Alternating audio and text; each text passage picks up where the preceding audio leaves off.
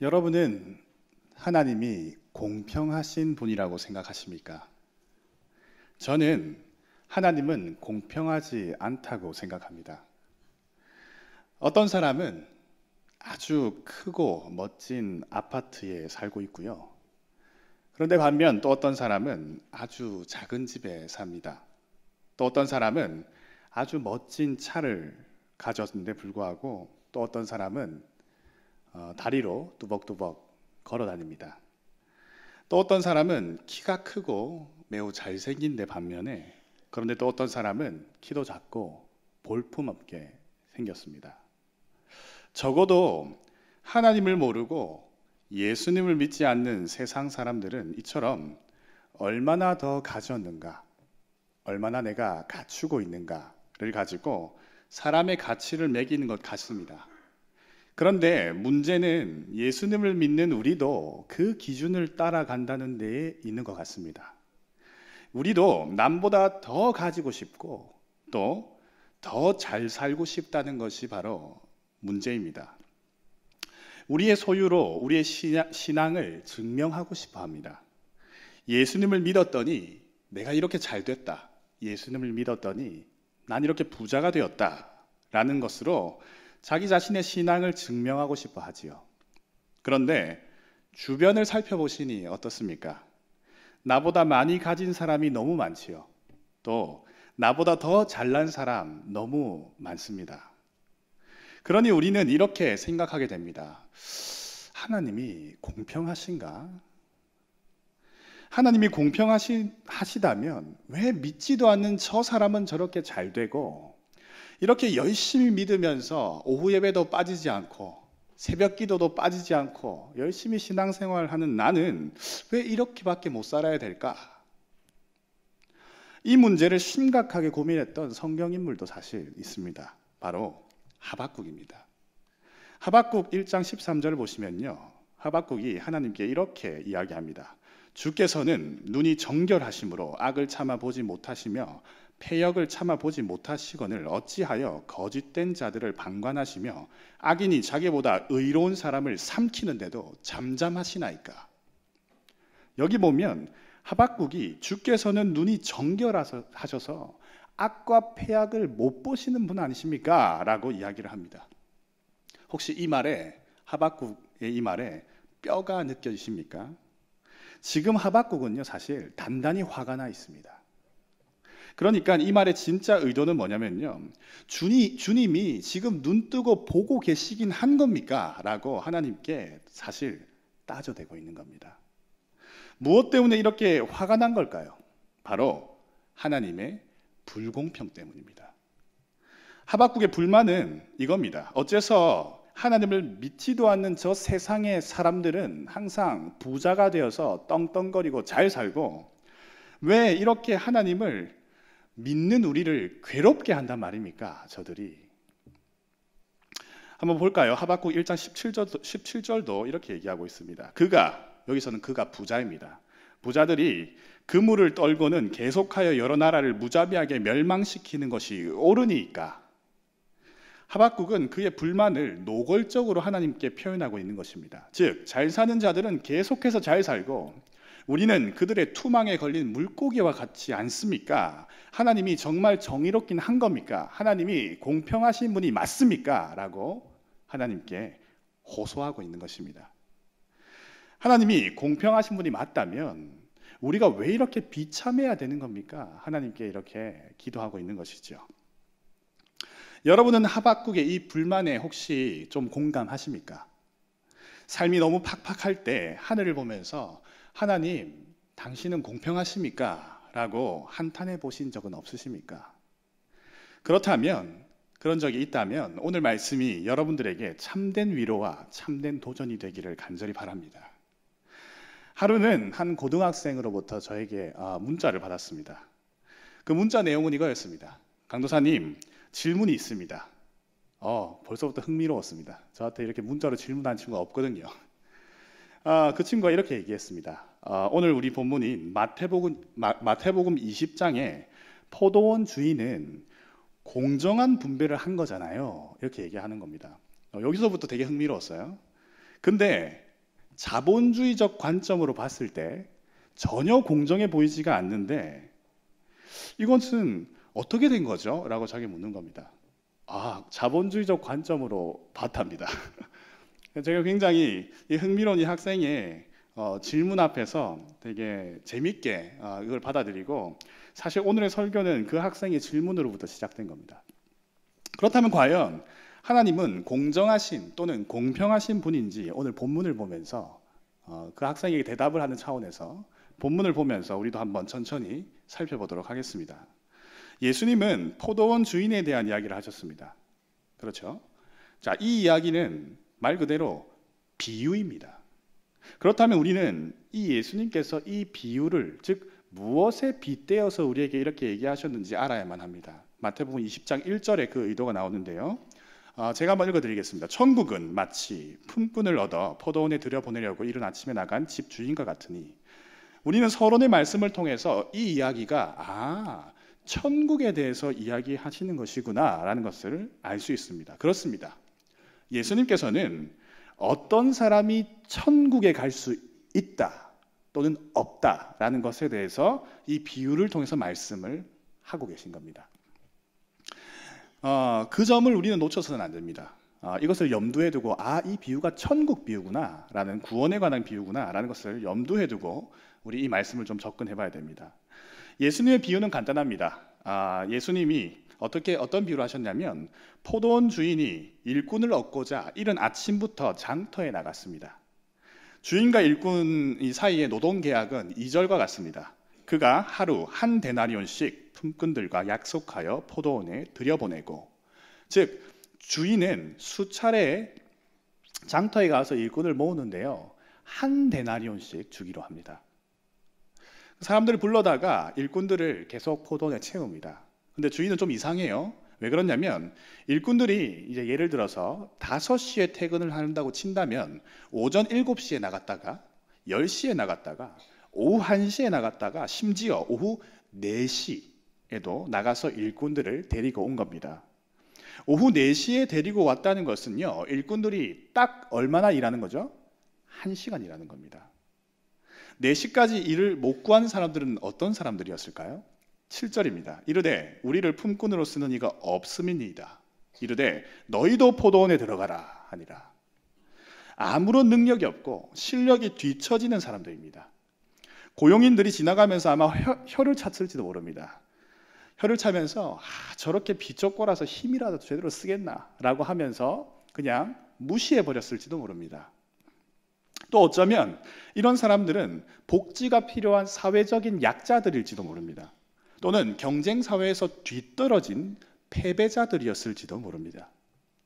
포도원 주인은 무슨 의도인지 4시까지 일을 구하지 못했던 이 실패자들마저도 포도원으로 데리고 와서 일을 시킵니다. 이제 결산의 시간이 됐습니다. 약속은 하루 한 데나리온이었습니다. 포도원 주인은 맨 마지막에 왔던 4시에 포도원에 들어왔던 일꾼들에게 약속대로 한 데나리온을 줍니다. 그러자 아침 일찍부터 나왔던 일꾼들은 그 일을 잘하는 엘리트 일꾼이죠. 일을 잘하고 풍채가 건장하기 때문에 처음부터 픽업을 받아서 포도원에서 일했었죠. 이 엘리트 일꾼들은 쟤네들이 한 데나리온 받네? 그러면 난 좀 더 받겠다 라는 생각을 자연스럽게 했던 거죠. 그래서 임금을 더 받으리라고 은근히 기대합니다. 그런데 주인은 약속대로 얼마를 줄까요? 한 데나리온을 준 겁니다. 그러자 엘리트 일꾼들이 주인을 원망합니다.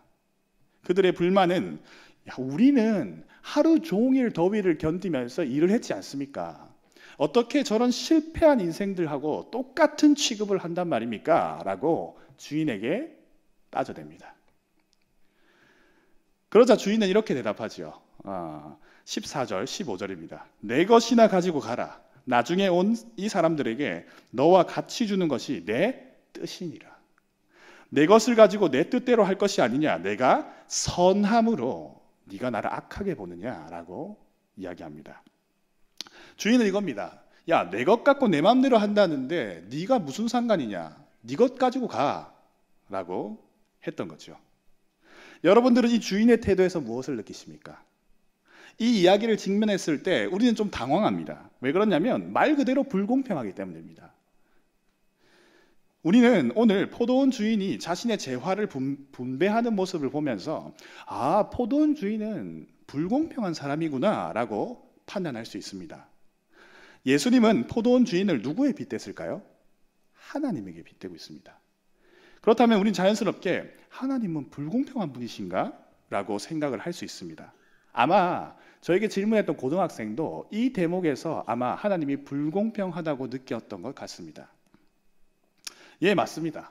제가 볼 때는 적어도 이 부분에서 하나님은 공평하지 않습니다. 사람들은 사회 구조적으로 이 불공평의 문제를 해결해 보고자 많은 노력을 했습니다. 하버드 철학 교수인 마이클 샌들은 정의란 무엇인가 라는 책을 썼습니다. 굉장히 유명한 책이죠. 우리나라에서도 한동안 베스트셀러였고요. 각 집에서 한 권쯤은 있는 책으로 선정되어 있습니다.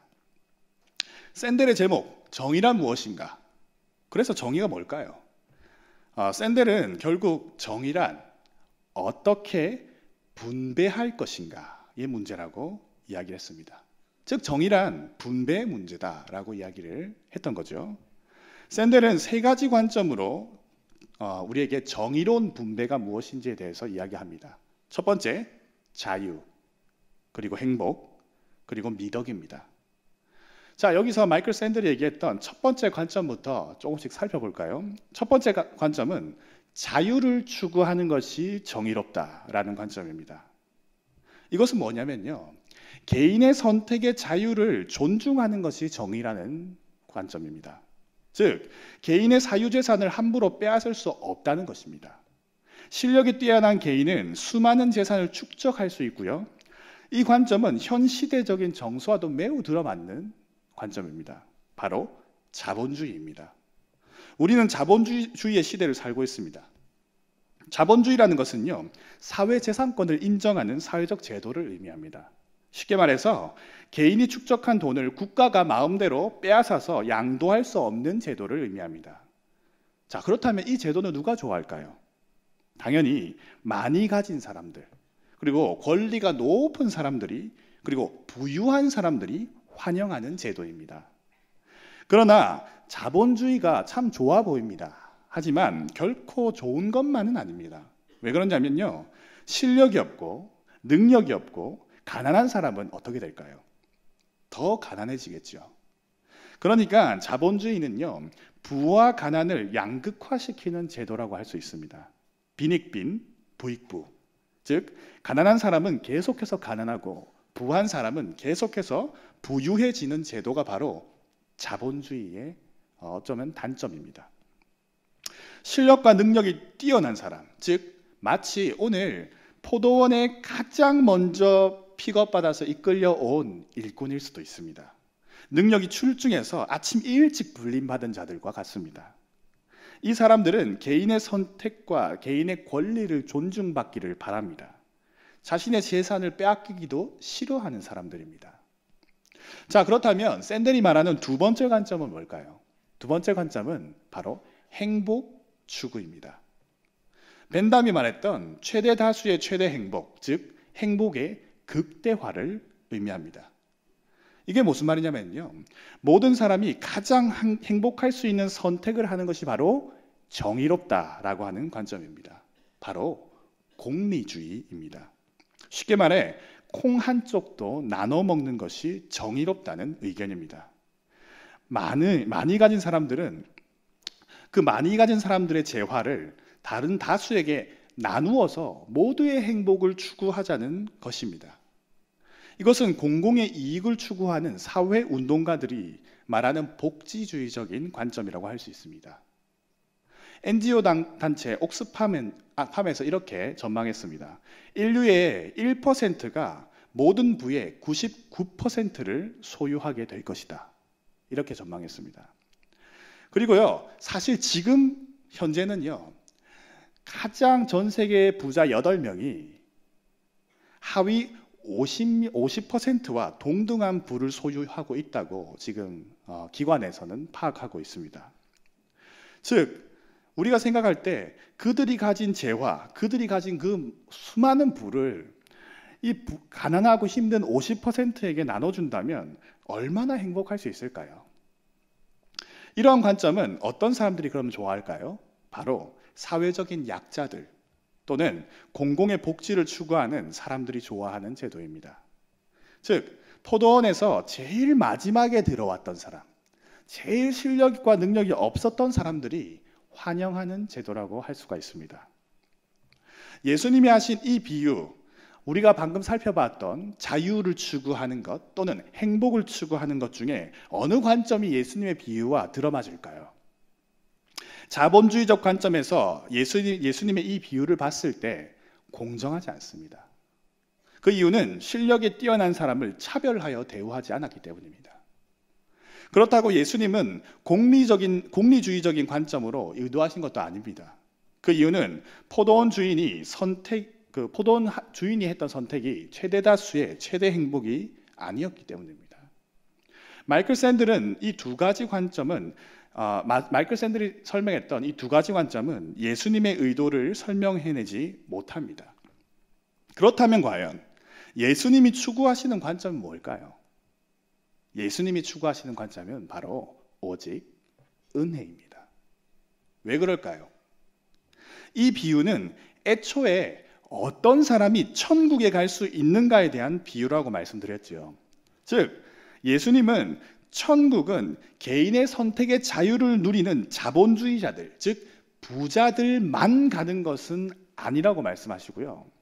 또한 동시에 천국은요, 공공의 이익을 추구하는 그리고 사회운동가들만 가는 것도 아니라고 말씀하시는 것입니다.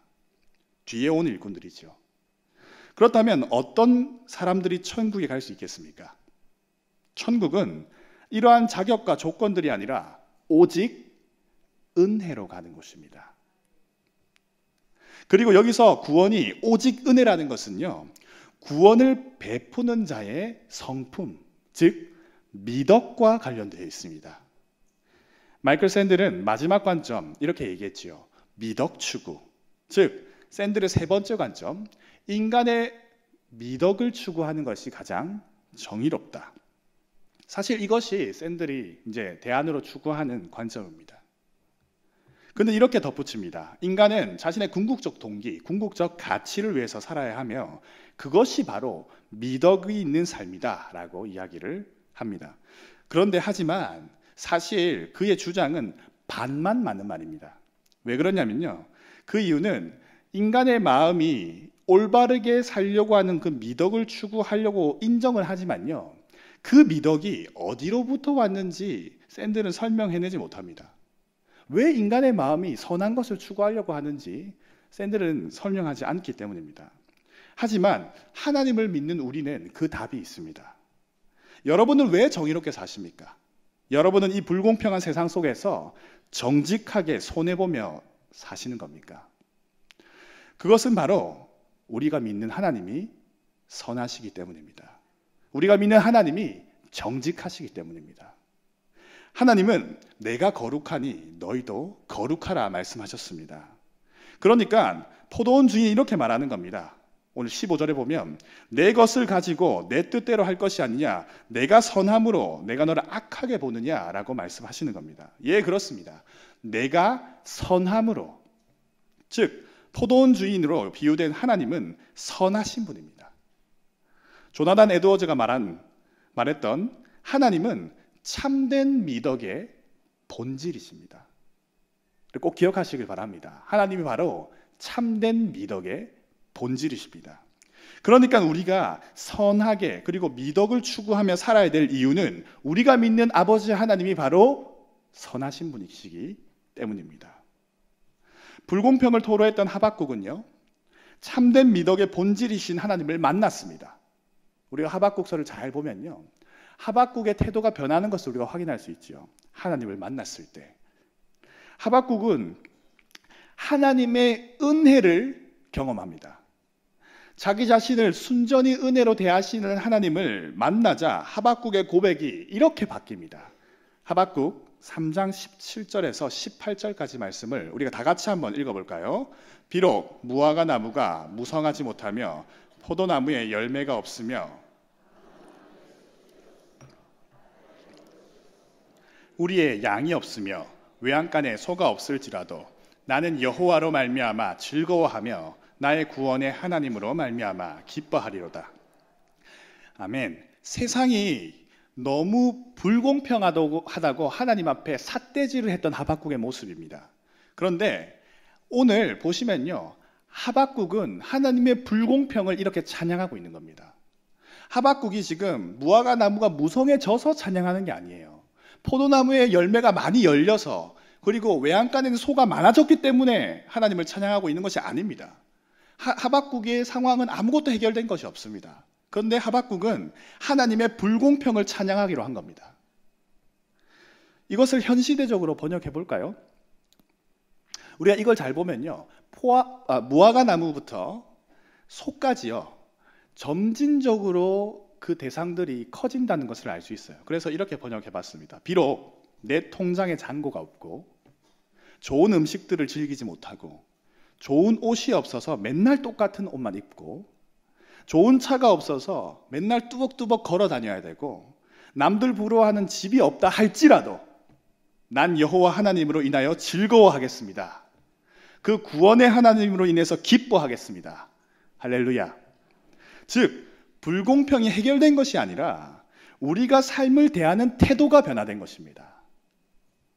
여러분은 하나님이 공평하신 분이라고 생각하십니까?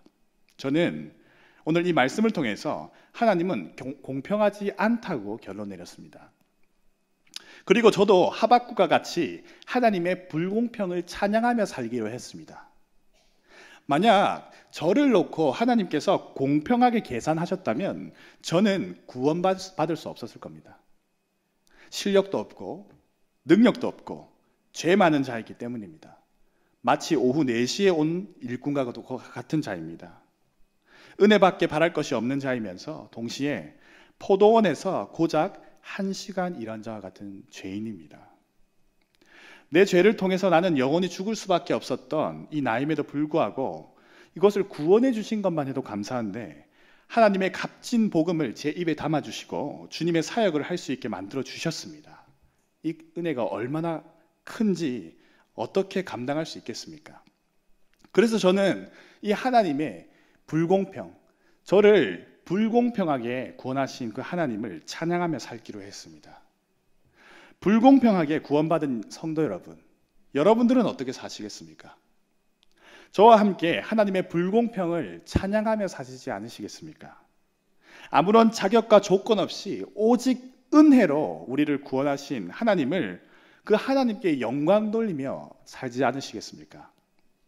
하나님의 불공평을 통해서 구원이 우리에게 약속되어 있습니다.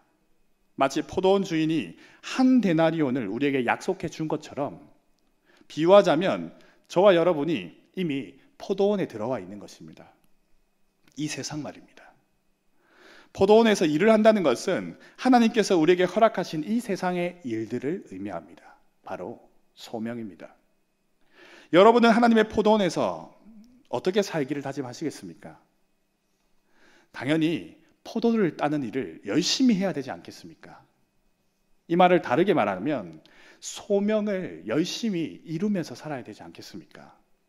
각자의 포도원에서 하나님의 불공평을 담대하게 찬양하는 삶을 사십시오. 하박국처럼 여러분들의 삶으로 참된 미덕의 본질이신 하나님을 높이 드러내는 삶을 사시길 바랍니다. 사랑하는 주의 포도농장의 일꾼된 여러분, 내일 우리에게 펼쳐진 포도원, 즉 우리의 직장, 우리의 학교, 우리의 가정 가운데 정직하고 정의롭고 성실하게 우리에게 맡겨진 포도를 따시면서 사시기를 간절히 도전드립니다. 이 세상의 진짜 주인이신 하나님께서는 반드시 결산하러 오실 것입니다. 여러분들에게 구원을 약속하신 그 하나님께서는 그 하나님의 주머니에서 여러분들에게 한 데나리온을 꺼내주실 겁니다.